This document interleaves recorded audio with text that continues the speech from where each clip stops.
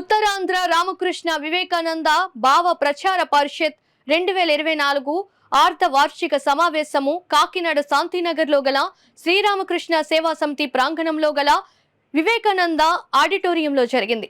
సమావేశానికి ఉత్తరాంధ్ర భావ ప్రచార పరిషత్ అధ్యక్షులు పూజ్య స్వామి స్వసం వేద్యానందజీ మహారాజ్, చేలూరు మఠం ప్రతినిధి పూజ్య స్వామి అనుపమానందజీ మహారాజ్, భావ ప్రచార పరిషత్ ఉపాధ్యక్షులు పూజ్య స్వామి పరిజ్ఞాయానందజీ మహారాజ్ పాల్గొని అనుగ్రహ భాషణం చేశారు.